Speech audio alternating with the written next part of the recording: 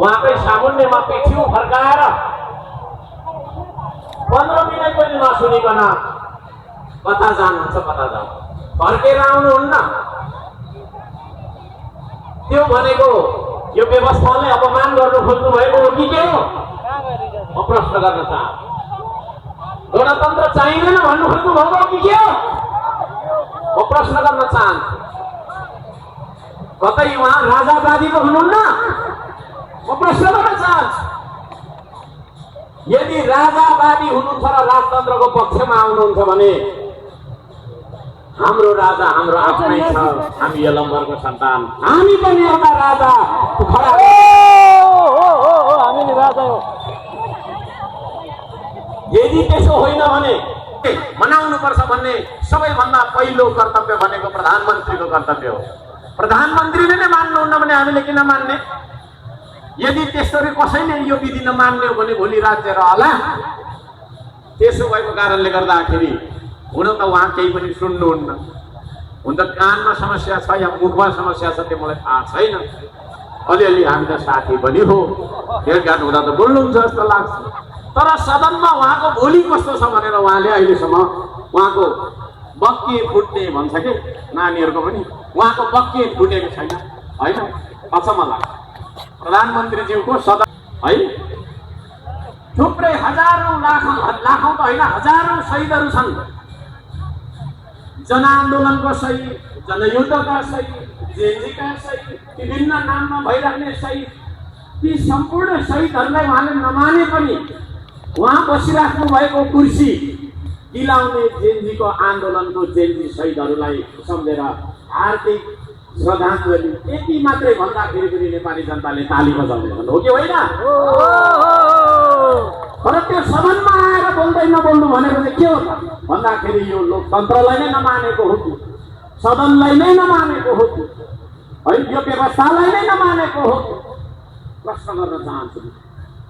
उहाँलाई जिम्मेवार हामी बनाइछ। आदरणीय दाजुभाइ दिदीबहिनीहरू, अब सुकुम्बासीको कुरा अलिकति गरौँ।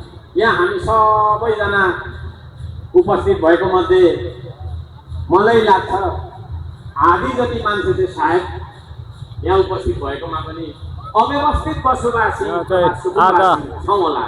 साकेलाउ भौली चाडको अवसरमा हर्क साम्पाङले चाहिँ यहाँनिर अघि भर्खर भने आफ्नो समुदायलाई एकदम लेखदेखि बेसीसम्म बेसीदेखि लेखसम्म सम्बोधन गरिराख्नु भएको छ। फाडेर बाघ र भालु र चितुवासँग लड्दै बस्ती बसायो त्यो गोर्खाको सन्तान आज अव्यवस्थित बसोबासीको नाममा सुकुम्बासीको नाममा लखेटिनु परिरहेको।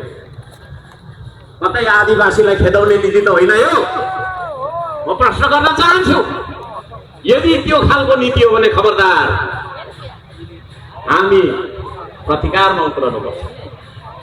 तपाईको वासस्थान यति महिनामा उहाँले आफ्नो मन्त्रीमण्डल तपाईको विस्तार गर्न पनि सक्नु भएको छ। गृहमन्त्री पनि उहाँ, प्रधानमन्त्री पनि उहाँ, रक्षा मन्त्री पनि उहाँ, भयभरको मन्त्रालय आफैले बोकेर गर्न खोजेको थियो।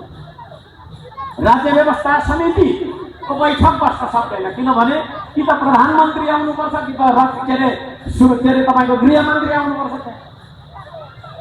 अब गृहमन्त्री पनि उहाँ, प्रधानमन्त्री पनि उहाँ आउनु बोकेर ल्याउनु तानेर ल्याउनु मिलेन। यसरी गैर जिम्मेवार ढङ्गबाट हामी चलिरहेका छौँ। म यो यहाँहरूलाई जानकारी गराउन चाहन्छु र खबरदारी गर्न चाहन्छु। यस्तो तरिकाले लोकतन्त्र उन्नत गर्न सक्दैन। मैले अघि भने कि राजतन्त्रात्मक तपाईँ चाहनुहुन्छ भने हामी आफ्नो राजा आफै खडा गर्छौँ। यदि होइन भने यही व्यवस्थामा हामीले चाहिँ विकास र विकल्प दिने हो भने विधिको शासनमा आउनुहोस्। तपाईँ नै हो हाम्रो अभिभावक, तपाईँले नै विधि हामीलाई सिकाउनु। होइन भने जनतालाई हेप्ने काम गर्छन् भने कत्रा कत्रा राजा महाराजा यो देशमा नटिकेको इतिहास छ। त्यसो भएको कारणले त्यो विवाद सपना नदेख्नको लागि पनि भन्नु।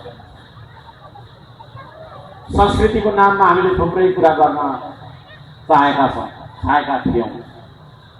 जेएनजीको आन्दोलनले गर्दाखेरि त्यस्तो सुम्निमा र पारुहाङको प्रतिमा हामी बनाउँछौँ। त्यो सुम्निमा र पारुहाङको प्रतिमाको मुनि त्यो सुम्निमा र पारुहाङको तपाईँको प्रतिमा भएको स्थल पर्यटनको हिसाबमा हेर्नेले फोटो खिच्ने ठाउँ हुनेछ। भने आस्थाको हिसाबले हेर्ने मान्छेलाई पूजा गर्ने ठाउँ हुने। त्यसको मुनि हामी 3 चुला राख्नेछौँ, धार्मिक अनुष्ठान गर्ने ठाउँहरू बनाउनेछौँ। त्यसको पछिल्तिर विभिन्न जात जातिका सांस्कृतिक प्रतीकहरू झल्कोस् भनेर हामीले चाहिँ के अरे सांस्कृतिक यार्ड बनाउनेछौँ। त्यहाँनिर चाहिँ हाम्रा इतिहासका एकदम प्राचीनतम ग्रन्थहरूको खोजी हुनेछ र ती ग्रन्थहरूलाई हामीले त्यहाँनिर भण्डारण गरेर राखेर एक खालको अध्ययन केन्द्रहरू बनाउनेछौँ। यो खालको हामीले परिकल्पना त्यहाँ साकार गर्न चाहेका छौँ। धेरै मान्छेले क्युआर भन्नुहुन्छ, हो क्युआर हो क्युआर। हामीले धरानबाट श्रमको सुरुवात गर्यौँ। यति ठुलो तपाईँको श्रमको सुरुवात भयो, यति ठुलो सन्तानको सुरुवात भयो, श्रम संस्कृति पार्टी नै निर्माण भयो है। अब हेर्नुहोस् आगामी चुनावहरूमा हामी श्रम संस्कृति पार्टीलाई होइन कुन मोडमा कहाँनिर पुर्याउँछौँ, तर तपाईँहरूले हामीलाई सहयोग गर्नुपर्छ। इमानदारी, श्रम है, सङ्कल्प, सङ्घर्ष, सपना, सङ्घर्ष, सङ्कल्प, सङ्घर्ष र सफलता, यी कुराहरू प्राप्त गर्नका लागि तपाईँहरूले सहयोग गर्नुपर्छ है। हामीले डोनेसन्स उठाएकै हो, त्यो डोनेसन्सको एक पैसाको हिसाब हामीसँग छ, तर हाम्रा विचार के अरे तपाईँको विरोधीहरूले बिहानै बेलुकै माग्दाखेरि बिहान बेलुका दिइराख्नुपर्ने स्थिति होइन। बेला हुँदाखेरि हामी सबै देखाउँछौँ, हामीलाई मागेर खानुपर्ने छैन। हामी आफ्नो पौरखमा बाँच्न सक्ने मान्छे हो। तर त्यत्रो ठुलो तपाईँको छैन के अरे हामीले जुन देशमै सबैभन्दा एउटा महत्त्वाकांक्षी, एउटा सांस्कृतिक हिसाबबाट महत्त्वपूर्ण त्यो धरोहर बनाइरहँदाखेरि कसैलाई हामीले कर लगाएका छैनौँ। तपाईँको घरमा आएर यो दिनैपर्छ भनेका छैनौँ, सो इच्छाले तपाईँहरूले दिनुभएको हो। त्यसको हिसाब तपाईँहरूले विरोधीहरूले भनिरहनुहुन्छ बिहान बेलुका तपाईँलाई हिसाब दिइराख्नका लागि तपाईँले चाहिँ कति सहयोग गर्नुभएको छ? 1 रुपियाँ सहयोग गरेको छैन, 1 सेकेन्ड सघाएको छैन, 1 थोपा पसिना देशको लागि बगाएको छैन। जसले गरेर हुन्छ त्यस्तै मान्छेहरूले गर्दाखेरि देश कहिले पनि उठ्न नसकेको, हामी जुट्न नसकेको कुरा म यहाँलाई दिँदैन सक्दैन। त्यो मान्छे गाली गलाउँछ उत्रे, हामी गाली गर्दैनौँ, तर्क। आदरणीय दाजुभाइ दिदीबहिनीहरू, यहाँनिर अघि भर्खरै हाम्रो आजको सभापतिज्यूले कुरा राख्नुभयो। यहाँनिर एउटा ठुलो सभा हल बनाऊ, कम्पाउन्ड घेरौँ भन्दै हुनुहुन्थ्यो। यसको बारेमा पनि म कुरा गर्छु, यहाँहरू सबैजनालाई म यो भन्न चाहन्छु। अब धेरै मान्छेले के पनि भनिराखेको मैले सुने भन्दाखेरि सदनमा जान्छ खाली प्रधानमन्त्रीको कुरा मात्रै गर्छ, हाम्रो विकासको कुरा चाहिँ गर्दैन भन्ने कुरा। विकासको कुरा गर्यो कि गरेन त अर्को साम्पाङले भन्ने बारेमा म तपाईँहरूलाई थोरै सुनाउँछु, धैर्य गर्नु होला। अब 2 मिनटमा सकिहाल्छ। 2082 सालको चैत्र महिनाको 22 गते नै खानेपानी मन्त्री, भौतिक पूर्वाधार तथा शहरी विकास मन्त्री, अर्थ मन्त्री, प्रधानमन्त्री सबैजनालाई मैले पत्र बुझाएको छु। त्यो पत्रमा मैले के कुरा चाहिँ मागेको छु त्यो पनि यहाँ मैले सुनाउनु पर्ने होइन भने खाली राजीनामा दे मात्रै भन्छ, के भन्छ उता दार्जुलाको कुरा गर्छ।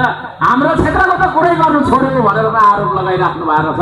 उहाँहरूलाई म भन्न चाहन्छु, जो मान्छेले दार्जुलाको दुःख देखेर टुइङको सट्टा पुल थाप्न जान्छ त्यसले आफ्नो चुनाव क्षेत्रको कुरा उठाउँदैन होला। मिथ्या हल्ला गरेर त्यस्तो हल्लाको काम छैन।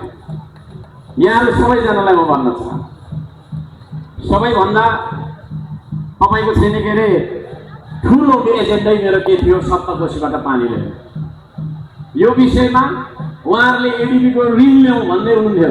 मैले एडिबीको ऋण ल्याउनु हुँदैन, राष्ट्रिय बजेटबाट हाम्रै आन्तरिक स्रोतबाट धरानलाई पानी खुवाउनुपर्छ भन्ने कुरामा प्रधानमन्त्रीज्यू, अर्थमन्त्रीज्यू, खानेपानी मन्त्रीज्यू सबै 3टा हो। यो 3टा हो, खानेपानी मन्त्री विभागीय, अर्थ भनेको पैसा जो गर्ने, प्रधानमन्त्री भनेको सबै कुरा। तीनैजनालाई 3 चोटि जति भेटेर मजाले सम्झाएको छु, बुझाएको र उहाँहरूले वचन दिनुभएको छ यसपालिको बजेटमा जसरी पनि आउँछ भन्छ है। यो चिज है। तर यस्तो कुरा छ अहिले तपाईँको छैन हाम्रो कालेनजीले क्यामेरा लानु दिनुहुन्न। पहिला जस्तो छैन, भिडियो खिचेर फोटो खिचेर लाउनु दिनुहुन्न होइन। उहाँको सेटअप त्यस्तो छ, प्रधानमन्त्रीको कार्यालयभित्र छिर्ने बित्तिकै पहिला चाहिँ प्रधानमन्त्री कार्यालयभित्र छिर्ने बित्तिकै मोबाइल बाहिर दिनु पर्थ्यो, तर त्यहाँभित्र चाहिँ एउटा फोटोग्राफर हुन्थ्यो। त्यो फोटोग्राफरले खिचेर वाट्सएपमा पठाइदिन्थ्यो। अहिले चाहिँ फोटोग्राफर पनि राख्नु भएको छैन, क्यामेरादेखि डराउनुहुन्छ, सदनको रोड सम्बाट पनि डराउनुहुन्छ। खोइ के हो, स्टेटस चाहिँ आफैले लेख्नुहुन्छ कि प्रधानमन्त्री त्यो स्टेटस चाहिँ तपाईँ आफैले लेख्नुहोस् प्लिज है। हामीले कुरा गरेका छौँ र उहाँले वचन दिनुभएको, प्रधानमन्त्री, अर्थमन्त्री, खानेपानी मन्त्री सबैले वचन दिनु। अब के कुराहरू हामीले माग गर्यौँ भन्दाखेरि पढेर अलिकति सुनाउने र हरियालीको बाटो पनि गर्नुपर्छ भनेर मैले भौतिक विकास होइन, मैले अघि भने तिनटै तपाईँको चाहिँ के अरे मन्त्रालयमा भनिरहेको अवस्था छ।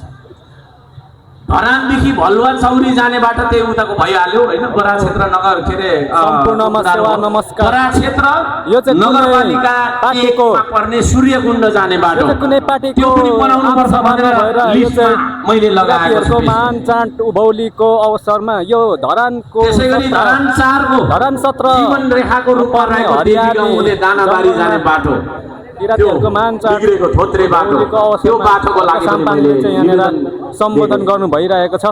धरान 5 को ठिङ्गाबारी हुँदै धरान 4 को सुमनटारसम्म जाने बाटोको लागि पनि मैले निवेदन पेश गरेको छु। 12 गते चैत्र 12 गते अहिले होइन,